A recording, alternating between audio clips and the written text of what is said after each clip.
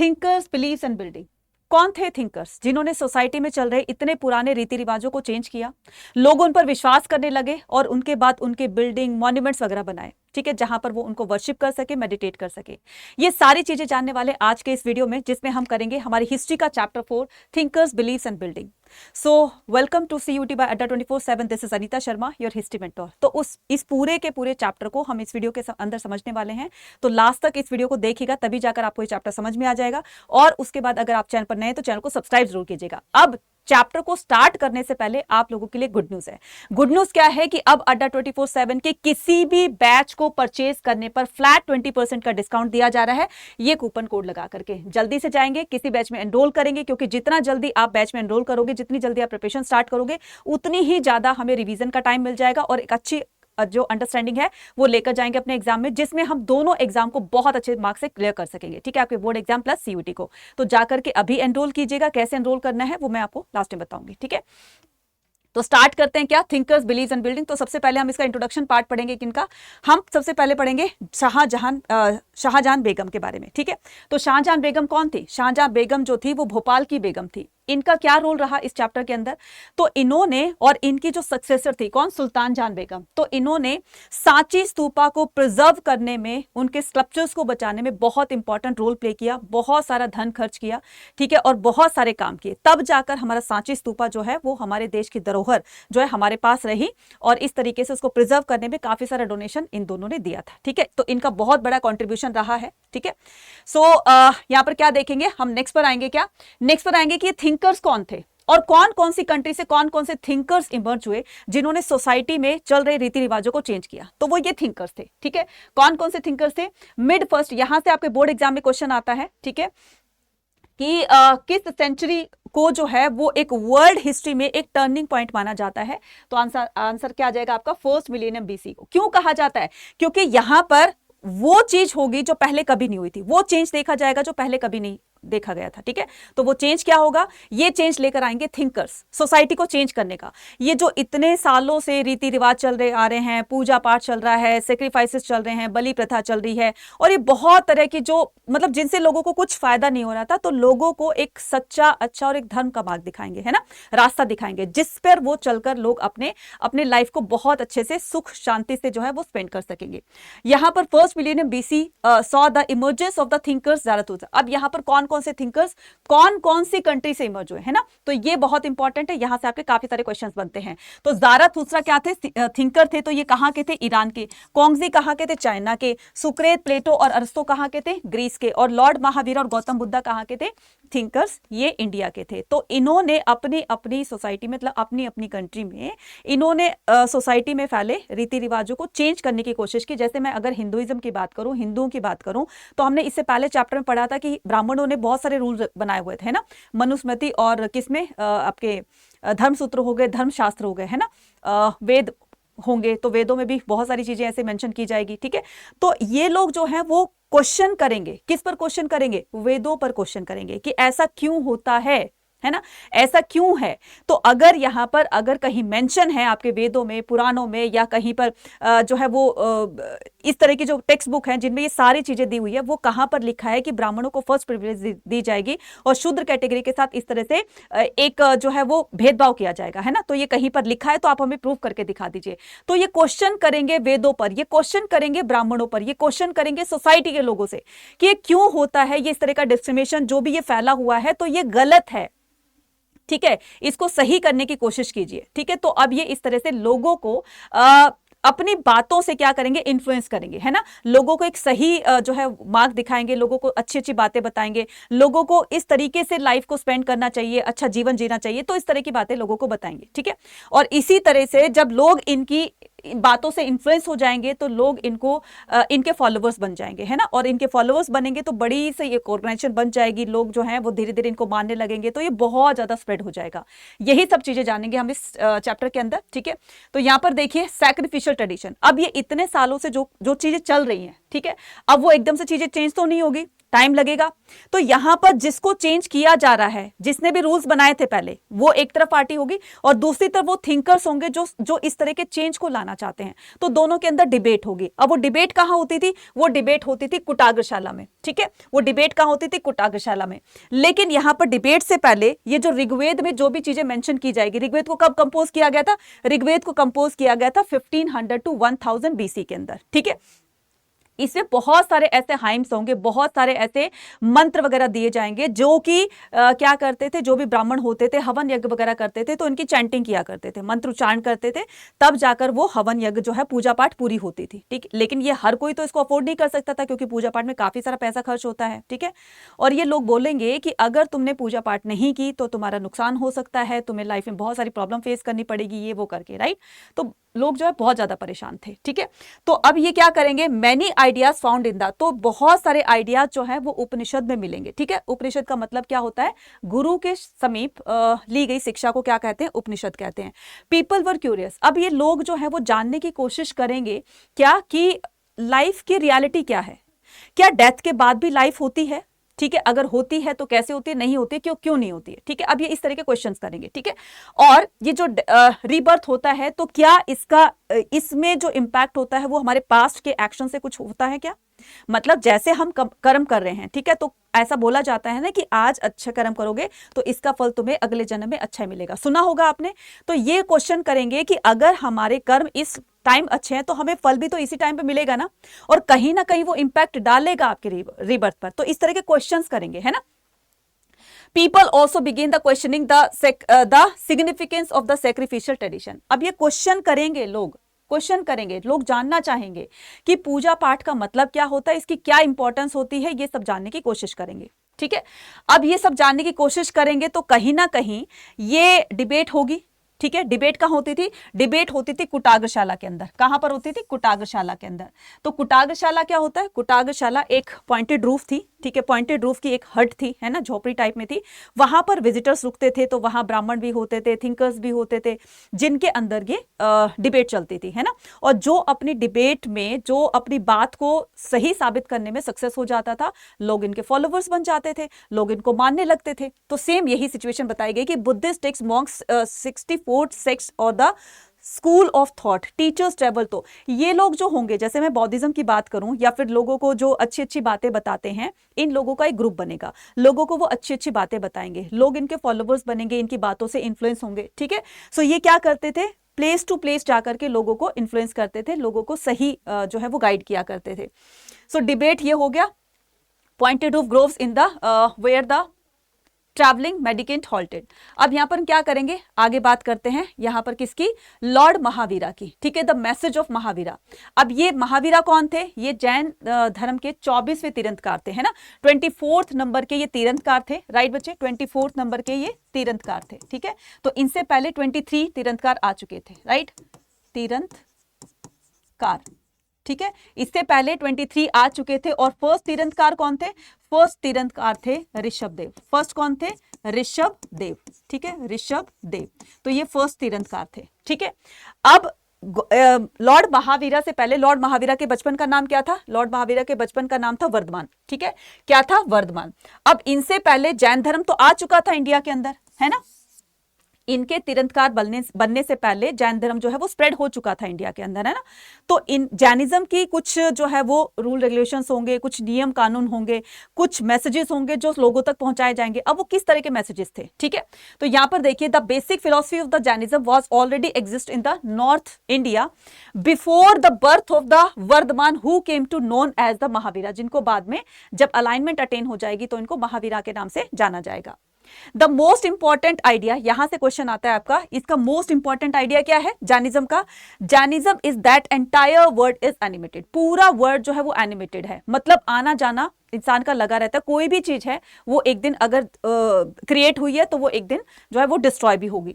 So even the stone, rock, water, सभी की अपनी लाइफ होती है, ठीक है। लिविंग थिंग्स हो, नॉन लिविंग थिंग्स हो, सबकी लाइफ होती है और सभी की लाइफ जो है एक ना एक दिन खत्म होती है।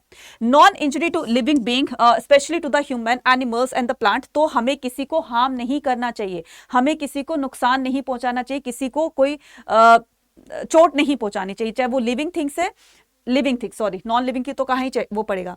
सो non injury to living beings, तो लिविंग बींग्स के बारे में बताया गया है कि हमें किसी को हर्ट नहीं करना चाहिए, चाहे वो छोटा कीड़ा मकोड़ा ही क्यों ना हो, या फिर बड़े से बड़ा, मतलब एलिफेंट को ले लीजिए, तो हमें किसी भी लिविंग थिंग्स को हार्म नहीं करना चाहिए। तो ये बेसिक फिलॉसफी थी किसकी, जैनिज्म की। ठीक है, अब हम क्या करेंगे, अब हम यहां पर करते हैं जो, तो जैनिज्म के कुछ जो है वो 5 ओव्स होते हैं। 5 ओव्स कौन से हो गए, जैसे 5 व्रत जिनको कहा जाता है, नियम जिनको कहा जाता है, हमें चोरी नहीं करनी चाहिए, ब्रह्मचर्य का पालन करना चाहिए, किसी की दूसरी प्रॉपर्टी पर हमें बुरी नजर नहीं डालनी चाहिए, हमेशा सादा जीवन, उच्च विचार रखने चाहिए, है ना। तो इस तरह के बेसिक कुछ प्रिंसिपल्स होंगे किसके, जैनिज्म के। ठीक है, और जैनिज्म में ये भी होगा कि बाद में ये जैनिज्म जो है वो 2 सेक्ट के अंदर डिवाइड हो जाता है। कौन कौन सा, एक तो आ जाएगा आपका दिगंबर और एक श्वेतांबर। ठीक है, कौन सा आ जाएगा, दिगंबर और श्वेतांबर। ठीक है, दिगंबर एंड श्वेतांबर। ठीक है, श्वेतांबर। ठीक है, अब ये दिगंबर और श्वेतांबर किसको कहा जाएगा, दिगंबर कहा जाएगा जो बच्चे नेक्ड होते हैं। ठीक है, आपने भी देखा होगा कि कुछ जो जैनीज जो बाबा होते हैं वो बिल्कुल कपड़े नहीं पहनते हैं, हालांकि मतलब उनको ये नहीं लगता कि इंसान जो है वो कपड़ों के समय थोड़ी ना आता है, जब बर्थ होता है बिना कपड़ों के आता है, तो हम क्यों कपड़े पहने, है ना। तो उनको इस तरीके से वो जितना अपने शरीर को कष्ट दे सकते हैं वो उतना कष्ट देते हैं, क्योंकि उनका मानना है कि जितना शरीर जो है वो कष्ट में रहेगा उतनी ही जल्दी हम मोक्ष की प्राप्ति करेंगे। इस तरह का सोच होती है। और ये जो श्वेतांबर होता है, श्वेत का मतलब क्या होता है, व्हाइट, जो व्हाइट कलर के क्लोथ्स को वियर करते हैं, ठीक है, व्हाइट कलर क्लोथ पहनते हैं, तो उनको क्या कहा जाता है, श्वेतांबर कहा जाता है। और भी कुछ इनके नियम होते हैं कि सनसेट होने से पहले खाना खा लिया जाए, है ना, और ऐसे बहुत सारे नियम होते हैं, मुंह पर कपड़ा बांध कर रखते हैं ना, ताकि कोई इंसेक्ट जो है वो हमारी ब्रीदिंग के थ्रू अंदर ना जाए, किल ना हो जाए। तो ये अहिंसा पर बहुत फोकस करते थे, ये बात हमेशा याद रखना, अहिंसा पर फोकस करते थे ये लोग, है ना। अहिंसा का मतलब होता है कि हमें किसी को हार्म नहीं करना। तो इनके कुछ ऐसे बेसिक प्रिंसिपल्स थे। अब हम बात करते हैं किसकी, बात करते हैं स्प्रेड ऑफ जैनिज्म की। तो किस तरीके से जैनिज्म जो है वो स्प्रेड होता है इंडिया के अंदर, लाइक द बौद्धिज्म की तरह से। ठीक है, तो जैना स्कॉलर, तो बुद्धिस्ट की तरह जैना स्कॉलर्स भी होते थे, जैन स्कॉलर्स भी होते थे। तो वो अपनी मतलब वो जो है इनकी शिक्षाओं को, इनकी टीचिंग्स को बुक में लिखते थे, है ना, इनके फॉलोवर्स जो होते थे। फिर इनको जो है वो जगह जगह जा करके लोगों को बताना कि जैनिज्म क्या होता है, इसके बारे में लोगों, तो ये भी इन्फ्लुएंस करेंगे बौद्धिज्म की तरह से, है ना, बुद्धिस्ट की तरह से। तो इस तरीके से लोग जो है इनके फॉलोवर्स बनने लग जाएंगे, और इनकी जो बुक लिखी जाएगी वो प्राकृत, संस्कृत और तमिल लैंग्वेज में लिखी जाएगी। Some of the earlier stone sculptures associated with the, फिर इनके बाद जो तीर्थंकर होंगे ना, तो इनके पहले इनकी मूर्तियां नहीं बनाई जाती थी, फिर बाद में इनके फॉलोवर्स ने इनकी मूर्तियां बनाकर इनको वर्शिप करना स्टार्ट कर दिया, है ना। तो ये फॉलोवर्स ही होंगे जो इनको इतने ज्यादा लेवल तक, इतने बड़े लेवल तक उनको स्प्रेड करेंगे, फैलाएंगे जैनिज्म को और बौद्धिज्म को। ठीक है, नेक्स्ट हम मूव ऑन करेंगे। नेक्स्ट बौद्धिज्म एंड द, अब हम बात करते हैं किसकी, बौद्धिज्म की। तो Buddha and the quest for alignment. Gautam Buddha के बारे में थोड़ा सा यहां पर एक इनका पीछे का बैकग्राउंड जानते हैं। तो गौतम बुद्ध जो थे वो शाक्य क्लान के क्या थे, शाक्य क्लान के प्रिंस थे, है ना।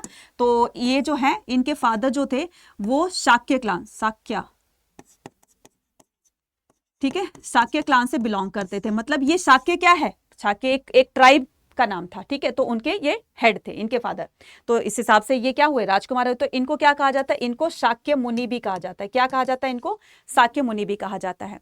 तो बचपन में जब ये बहुत छोटे थे तो इनकी मदर की डेथ हो जाती है। तो इनकी जो मासी थी, जिसको फॉस्टर मदर कहा जाता है, तो इनको इन्होंने ही नर्चर किया था। इसीलिए उनके नाम से, जिनका नाम था महाप्रजापति गौतमी, और गौतमी के नाम से इनका नाम गौतम रखा जाता है ना, गौतम बढ़ गया इनका नाम।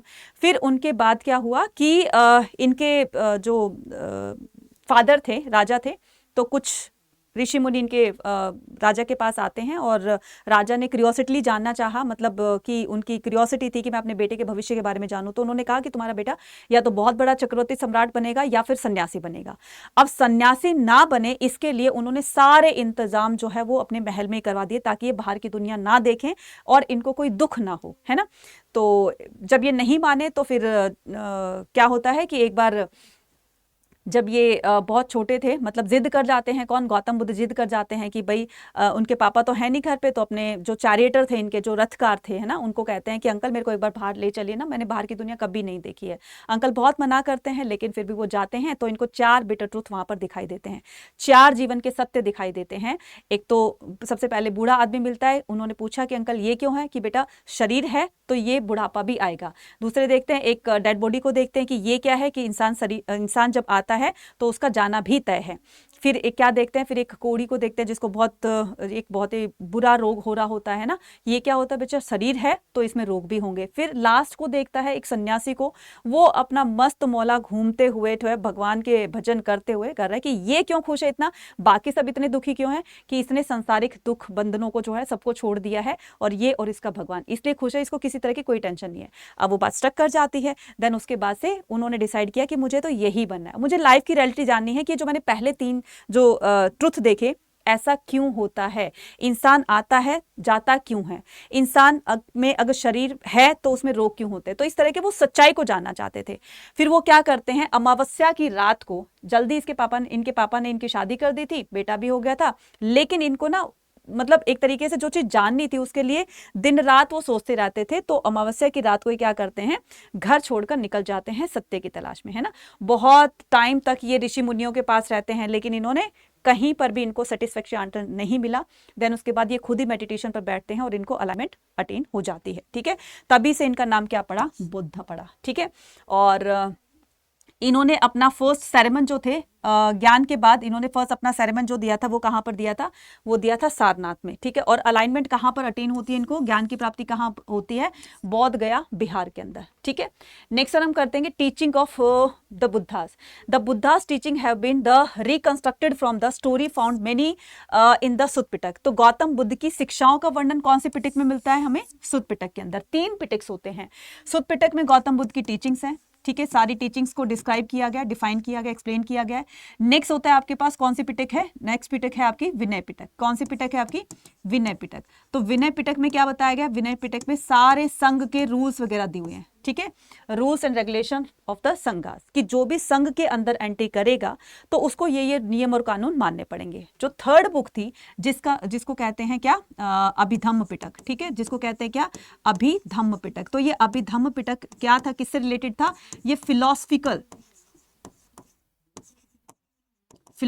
मैटर से ये रिलेटेड था, ठीक है। फिलोसफिकल मैटर क्या होता है, मतलब आपको अपनी लाइफ कैसे स्पेंड करनी है, किस तरह से अच्छा जीवन जीना है, अपने धर्म को कैसे प्रोपोगेट करना है, लोगों को धर्म के बारे में कैसे बताना है। तो इस तरह की जो सारी बातें थी वो फिलोसफिकल मैटर से रिलेट करती थी। तो ये 3 पिटिक्स थी, ठीक है। नाउ अब गौतम बुद्ध की जो टीचिंग्स है उनमें कुछ यहाँ पर डिफाइन किया गया है। According to the Buddha's philosophy the word is transient. Transient का मतलब होता है एनिका, ठीक है, अनेका, द कंस्टेंटली चेंजेस। अब ये देख रहे हो, कंस्टेंटली चेंजेस का मतलब होता है पहले बर्थ होता है इंसान का, ठीक है, फिर उसके बाद धीरे धीरे बड़ा होता है, फिर ये यंग एज में आ जाता है, फिर बुढ़ापे की एज में आ जाता है, और फिर यमराज आते हैं, टिकट करके ये ले जाते हैं कि भाई चलो भाई टाइम हो गया, चलो चलो चलो, है ना। तो फिर क्या करते हैं कि कोई भी चीज जो है वो परमानेंट नहीं रहती है, कोई भी चीज जो है वो एक जैसी नहीं रहती है, उसमें चेंजेस होते रहते हैं। तो चेंजेस को क्या बोला गया है, अनेका बोला गया है। और यहाँ पर जो चीजें इम्परमानेंट होती हैं, मतलब परमानेंट इस संसार में कुछ भी नहीं होता, कुछ भी नहीं होता कि जो परमानेंट हो, जो अजर अमर हो, है ना। तो सबको जो है एक ना एक दिन डिस्ट्रॉय होना पड़ता है। देन उसके बाद दुख क्यों होता है, जब हमारी इच्छाएं पूरी नहीं होती है, जब हमारी डिजायर्स जो है वो इनकम्प्लीट रह जाती है तो हमें दुख होता है। तो सबसे पहले इंसान को अपनी इच्छाओं पर, अपनी डिजायर पर कंट्रोल करना होगा, तभी जाकर वो एक सुखी जीवन जो है वो जी सकता है।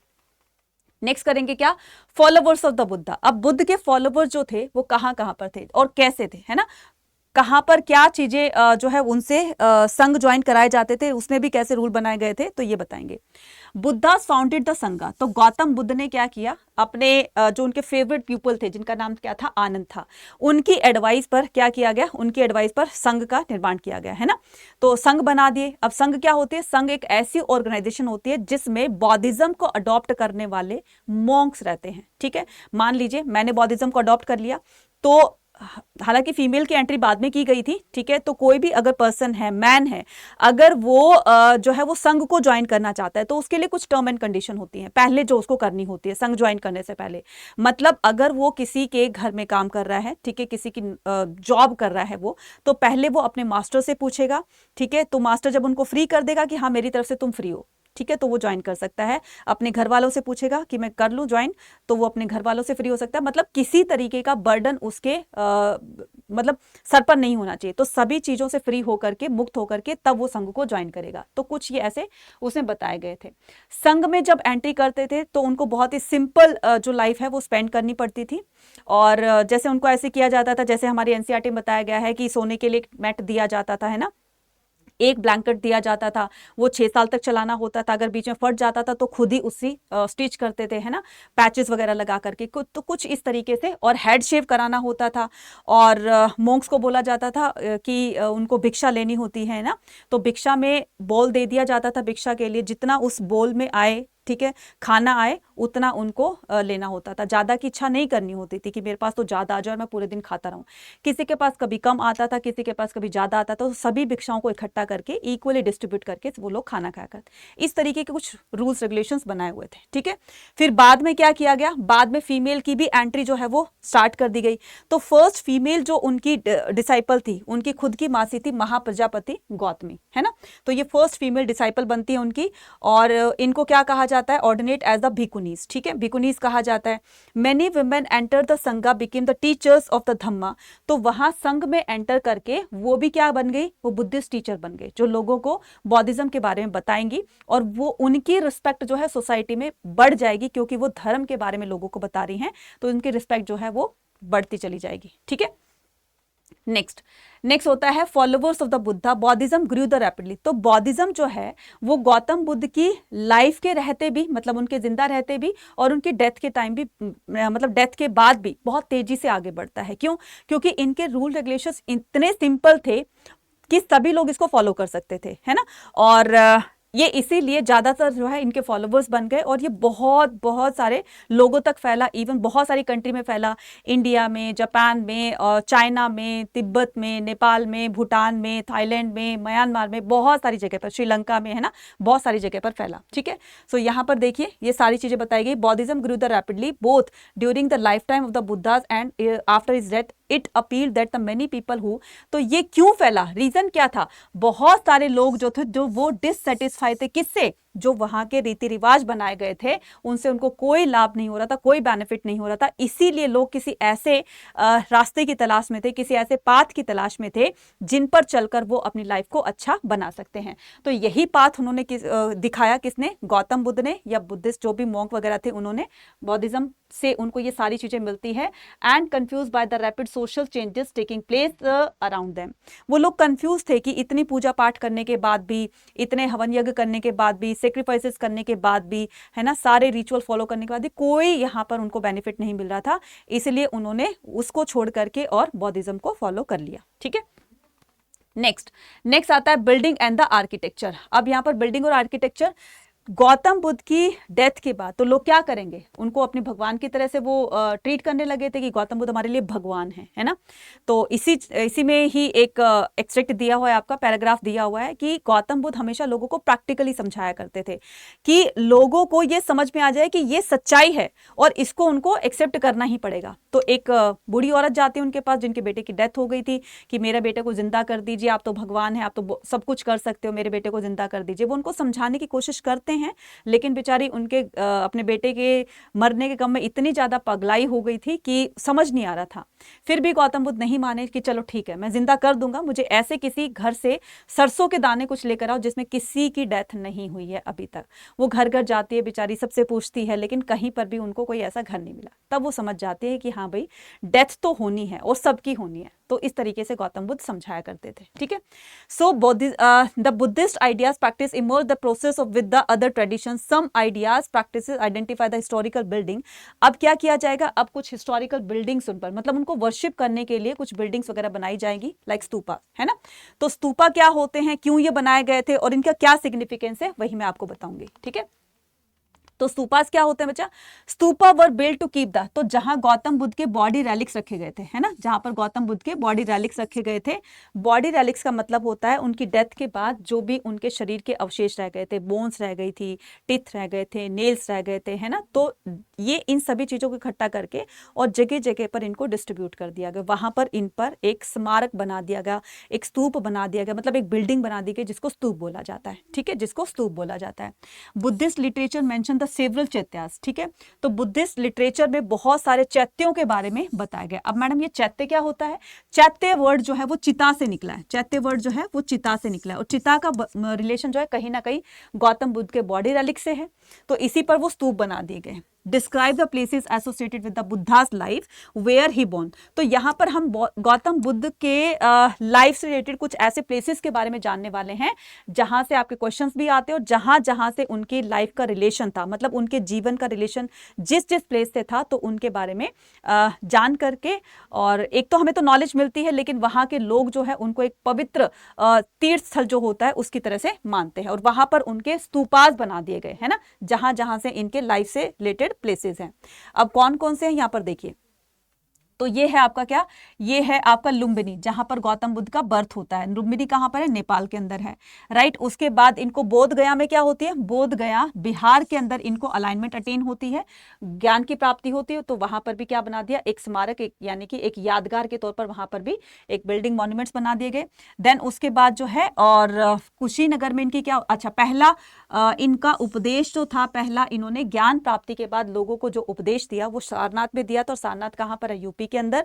इसके बाद जहां पर उनकी डेथ हुई थी, जिसको महापरिनिर्वाण बोला जाता है इस घटना को, तो वो कहां पर हुई थी? वो हुई थी कुशीनगर के अंदर। तो आपको चार ये चीजें जो है, चार प्लेसेस बहुत अच्छी तरह से लर्न करने हैं, ठीक है। मैं फिर से बता दूं, निर्वाण, महापरिनिर्वाण का मतलब क्या होता है? मतलब वो घटना जब गौतम बुद्ध की डेथ हुई थी उसको महापरिनिर्वाण बोलते हैं, और कहां पर हुई थी? वो हुई थी कुशीनगर के अंदर, ठीक है। Next, building and the stupas, तो बिल्डिंग और स्तूपास के बारे में जानेंगे। Stupa were built through the donation of the, कौन बनवाता था बच्चे? मॉन्क्स के पास इतना पैसा नहीं होता था, है ना, स्तूपा में इतने सारे पैसे मतलब पैसे नहीं आते थे जिसकी वजह से वो कंस्ट्रक्ट करवा सके, तो कौन डोनेशन देता था? राजा लोग डोनेशन दिया करते थे, बहुत सारा पैसा दिया करते थे ताकि वो उसको बिल्ड करवा सके, कंस्ट्रक्ट करवा सके। नेक्स्ट होता था, इस पर जो एक डेकोरेशन का काम होता था, वो आइवरी वर्कर जो होते थे वो फ्री ऑफ कॉस्ट करते थे डेकोरेशन का काम, मतलब उनका भी कॉन्ट्रीब्यूशन उसमें देखा जाएगा। जैसे टेम्पल बनवाते हैं तो कोई ईंटें डलवा देता है, कोई सीमेंट डलवा देता है, कोई डेकोरेशन का कोई कुछ भी जो है वो चीजें डलवा दे। कहने का मतलब ये अपना कंट्रीब्यूशन जो है उसमें देना होता है। तो राजा का कंट्रीब्यूशन डोनेशन की तरह होता था, और आइवरी वर्कर्स उसको डेकोरेट करने का काम किया करते थे, और जैसे वहां पर जो मॉन्क्स रहा करते थे तो वो कंस्ट्रक्शन में काम करवाया करते थे, हेल्प करते थे, ठीक है, इस तरीके से। नेक्स्ट आता है हमारे पास क्या? Structure of the stupa. यहां से बहुत सारे क्वेश्चन आते हैं, ठीक है, इनको समझेंगे अच्छी तरीके से। द स्तूपा ये एक संस्कृत वर्ड है बच्चे, जिसका मतलब होता है हीप। हीप का क्या मतलब होता है?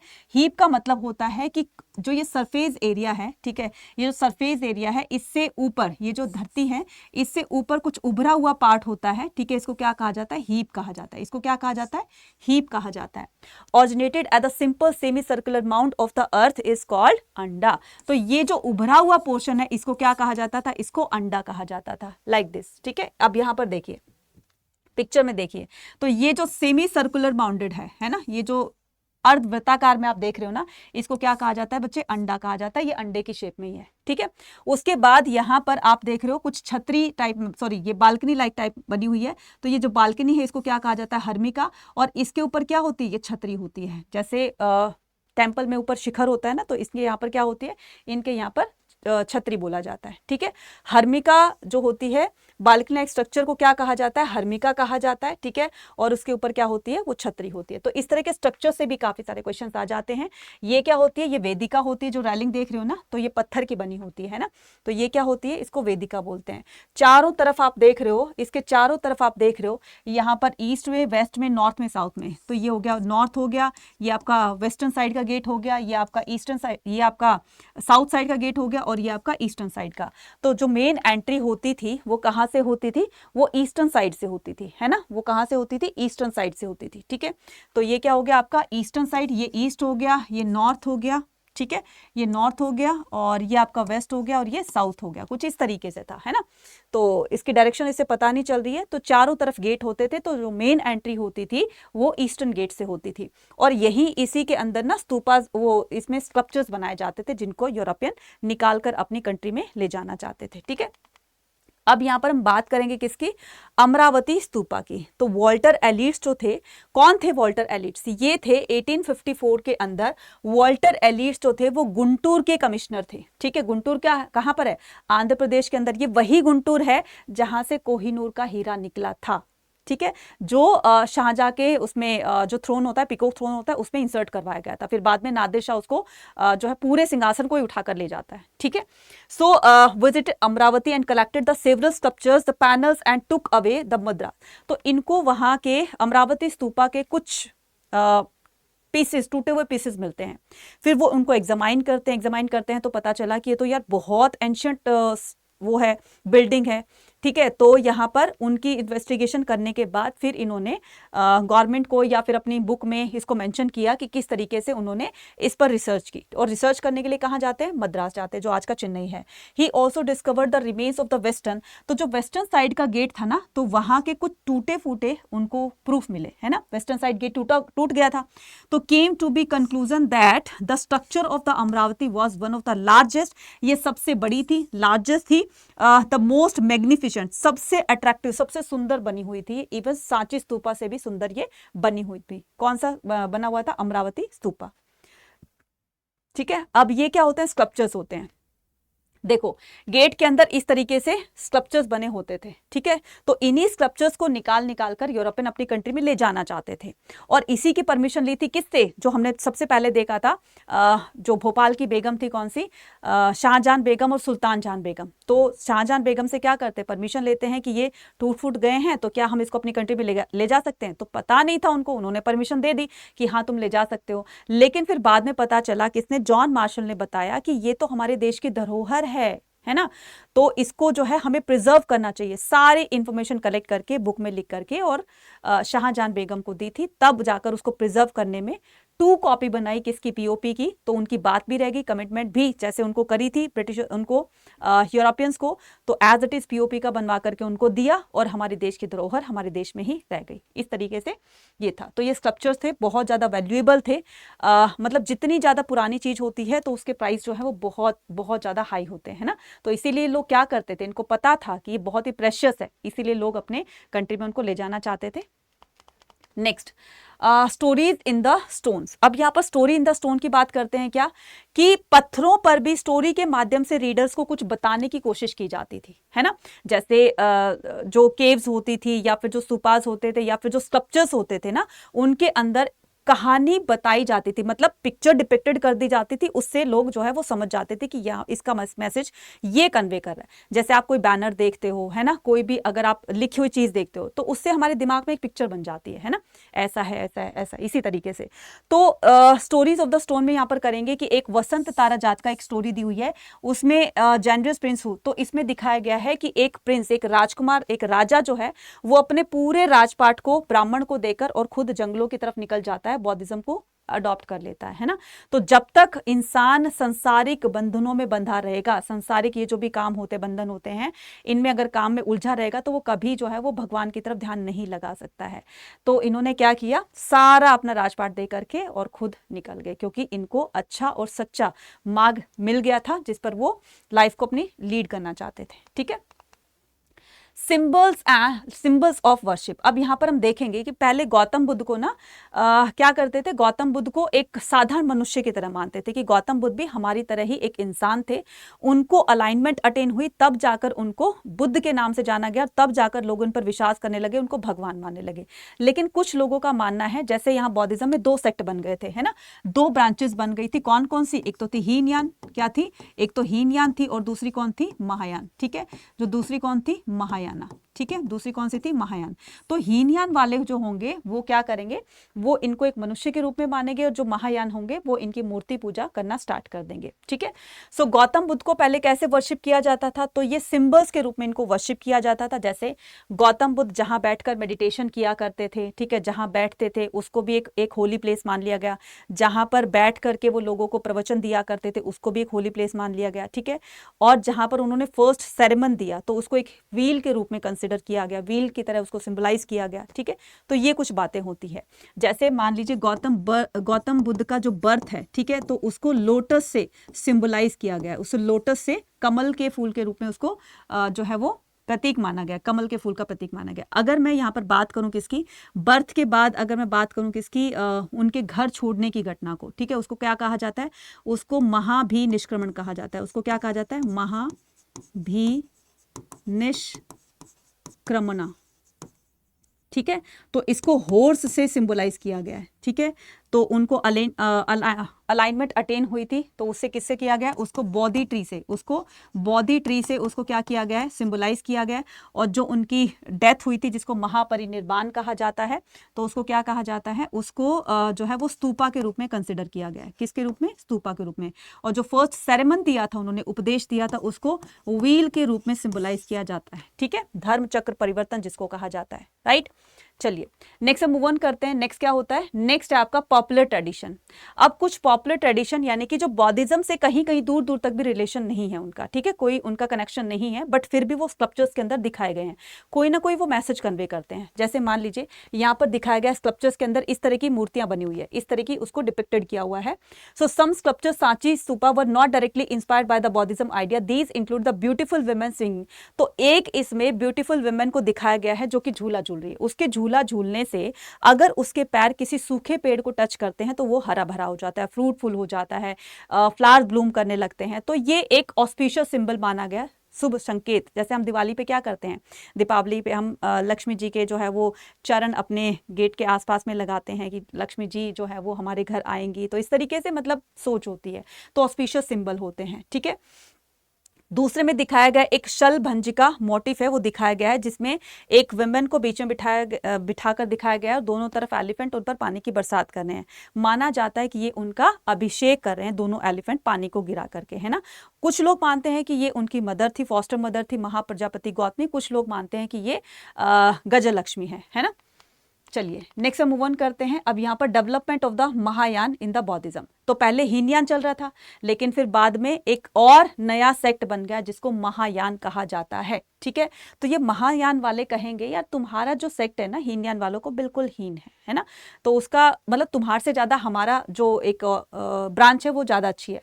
Early Buddhist teaching have given the great importance self effort.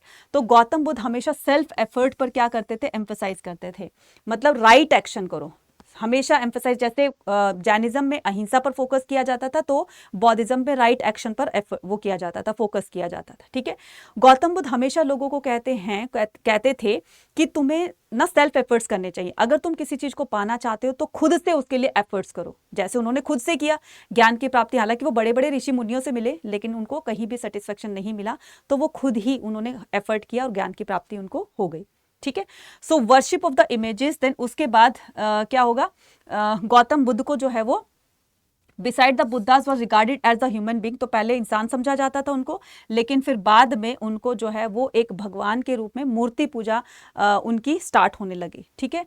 और जो ये नए तरीके के चेंजेस लेकर आएंगे, ये महायान वाले लेकर आएंगे, ठीक है। महायान जो होगा वो ग्रेट व्हीकल होगा, जिसको ग्रेट व्हीकल कहा जाता है। और ये लोग जो होंगे ये मूर्ति पूजा जो है वो उनकी मूर्तियां बना करके उनको वर्शिप करने लगेंगे। और इससे पहले जो हीनयान था उसको लेसर व्हीकल कहा जाता है, ठीक है। ये ओल्डर ब्रांच थी, ठीक है। ये क्या थी, ये पुरानी वाली ब्रांच थी, ठीक है। नेक्स्ट पर बात करेंगे क्या, नेक्स्ट पर बात करेंगे हम growth of the Puranic Hinduism. यहां से भी बोर्ड एग्जाम में क्वेश्चन आता है, ठीक है, बहुत इंपॉर्टेंट है ये, बोर्ड एग्जाम में क्वेश्चन आता है। Hinduism including the Vaishnavism and the Shaivism. अब यहाँ पर जैनिज्म पढ़ लिया, हमने बौद्धिज्म पढ़ लिया, दो तो हमने ये हो गए। इसी तरीके से एक हिंदुइज्म भी इमर्ज होगा, ठीक है, एक हिंदू धर्म भी बनेगा जिसमें लॉर्ड शिवा को और लॉर्ड विष्णु को, ये दो मेन डिटीज होंगी, दो देवता होंगे जिनको लोग जो है वो वर्शिप करेंगे, है ना। इनके अवतारों को भी एक तरीके से भगवान मानने लगेंगे, जैसे इसमें दिखाया गया है कि लॉर्ड विष्णु के जितने भी इनकारनेशन हुए हैं, जितने भी अवतार हुए हैं, तो लोग उन्हीं को ही भगवान मानने लगेंगे। इसी तरीके से बोधिसत्व जो होते हैं, गौतम बुद्ध के ही रूपों को कहा जाता है, उन्हीं के अवतारों को कहा जाता है। इसी तरीके से बोधिसत्व की भी, जो बुद्धिस्ट मॉन्क होते हैं या जो बौद्धिज्म को फॉलो करते हैं, वो बोधिसत्वों को भी क्या करेंगे, बोधिसत्व को भी भगवान मानकर वर्शिप करने लगेंगे, ठीक है। सो ये बताया गया है। अब शैविज्म और tradition with in the Shiva, तो जो शैविज्म को फॉलो करेंगे लॉर्ड शिवा को वर्शिप करेंगे, वैष्णोइज्म में लॉर्ड विष्णु को वो वर्शिप करेंगे। तो सच वर्शिप बॉन्ड बिटवीन द, तो ये जो गॉड और जो डिवोटीज का जो रिलेशन होता है, इसी को क्या कहा जाएगा, भक्ति कहा जाएगा। फिर हम नेक्स्ट चैप्टर में पढ़ेंगे भक्ति सूफी ट्रेडिशन, मतलब बीच में आपका through the eyes of traveller आएगा, लेकिन कहीं ना कहीं भक्ति का इमर्जेंस जो है वो यहाँ से स्टार्ट हो चुका है। तो पहले के जो टेम्पल होते थे, वो छोटे छोटे टेम्पल होते थे, वो गुफाओं के अंदर बनाए जाते थे, है ना। और कुछ ऐसे होंगे बड़ी बड़ी जो गुफाएं होंगी, वहां पर जो आजीविक होते हैं, मतलब वहीं पर अपना रहना वहना स्टार्ट कर देंगे। राजा अशोक ने उनको जो है वो पेट्रोनाइज किया था, ठीक है, इस तरीके के। तो छोटे छोटे गुफाओं में मंदिर होते थे, छोटे होते थे, तो इसमें एग्जिट और एंटर करने के लिए एक ही गेट होता था, ठीक है। उसको क्या कहा जाता था, उसको ये जो एंटर और एग्जिट गेट होता था, और जहां पर भगवान की मेन मूर्ति रखी जाती थी, जहां पर वर्शिप किया करते थे, उसको क्या कहा जाता है, उस रूम को कहा जाता है गर्भगृह। उस रूम को क्या कहा जाता है, गर्भगृह कहा जाता है, जहां पर मेन डिटीज रखी जाती हैं, जहां पर लोग पूजा पाठ करते हैं, तो उस रूम को गर्भगृह कहा जाता है, ठीक है बच्चा, ये देखिए, ठीक है। और उसके बाद सिंगल डोर होता था आने जाने के लिए, ठीक है। इसके बाद टेम्पल पर ना शिखर, एक ऊंची सी चोटी होती थी सबसे ऊपर ना, टेम्पल के आपने भी देखा होगा, कॉनिकल शेप में एक ऊपर चोटी होती है, तो उसको क्या कहा जाता है, उसको शिखर कहा जाता है। लाइक दिस ना, मैं थोड़ा सा बता देती हूँ आपको, ठीक है। लाइक दिस टेम्पल हो गया ये, ठीक है। अब यहाँ पर ये क्या था, ये मेन एंटर गेट था, मतलब एंटर और एग्जिट एक ही गेट होता था। तो आजकल तो टेम्पल में ऐसा होता है ना कि एक से निकलो, दूसरे से एक से अंदर जाओ, एंटर करो, दूसरे से एग्जिट कर दो, है ना। तो ये जो मेन डिटीज रखी जाती थी इस रूम के अंदर, इसको क्या कहा जाता था, इसको गर्भगृह कहा जाता था। और यहाँ पर क्या होता था, ये चोटी जो होती थी, इसको शिखर कहा जाता था। इसको क्या कहा जाता है, इसको शिखर कहा जाता है, ठीक है, आज भी।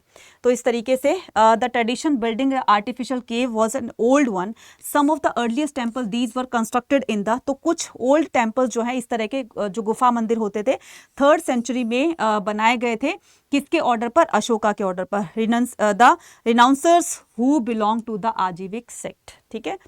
तो ये था, आई होप आपको सबको समझ में आ गया होगा। अब जो मैंने बताया आपको 22% का डिस्काउंट आपको अड्डा 24/7 के किसी भी, चाहे वो साइंस का है, कॉमर्स का है या आर्ट्स का है, किसी भी बैच में एनरोल करने पर, कोई भी अगर स्ट्रीम का बच्चा है किसी भी स्ट्रीम का, तो वो एनरोल करके 22% के फ्लैट डिस्काउंट को अवेल कर सकता है, ठीक है।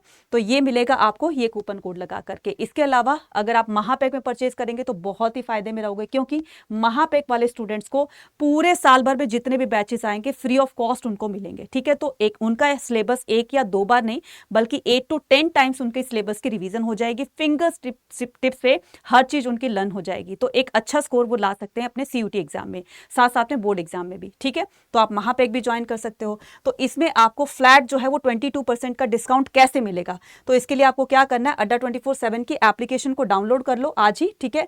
देन उसके बाद क्या करना है, आपको UG PG एंट्रेंस एग्जाम पे क्लिक करना है।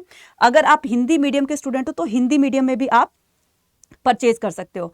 तो यहाँ पर हमें इंग्लिश के हो या हिंदी के हो, तो दोनों को, साइंस के, कॉमर्स के और आर्ट्स के, तीनों के लिए जो है यहाँ पर बैचेस जो हैं वो अवेलेबल हैं।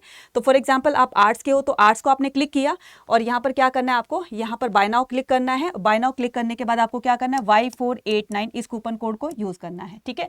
तो ये मैंने कौन सा बैच परचेज किया है, ये मैंने समर्थ 2.0 बैच परचेज किया है। तो अगर आप महापैक भी परचेज करते हो तो भी आपको यही कूपन कोड लगाना है। इसी कूपन कोड से आपको एनरोलमेंट भी मिलेगी और क्या करोगे, मैक्सिमम डिस्काउंट भी मिलेगा, Y489, ठीक है। अगर फिर भी किसी तरह की बैच को परचेज करने में किसी तरह की कोई प्रॉब्लम आती है तो आप मुझे इस गिवन मेल ID पर आप मुझे क्या कर सकते हैं, मेल कर सकते हैं, anita.sharma@adda247.com, ठीक है। क्लियर, चलिए तो महापैक हो या फिर समर 2.0 हो या फिर कोई बुक परचेज करनी हो, मतलब आपको कुछ भी अगर परचेज करना है तो इस कूपन कोड को लगाएंगे, इसी पर आपको मैक्सिमम डिस्काउंट मिलेगा। मिलते हैं अपने नेक्स्ट वीडियो में। Till then take care, bye bye to all. Revision करते रहिएगा, प्रैक्टिस करते रहिएगा। वीडियो कैसी लगी कमेंट सेक्शन में लिखकर जरूर बताइएगा। Bye bye to all.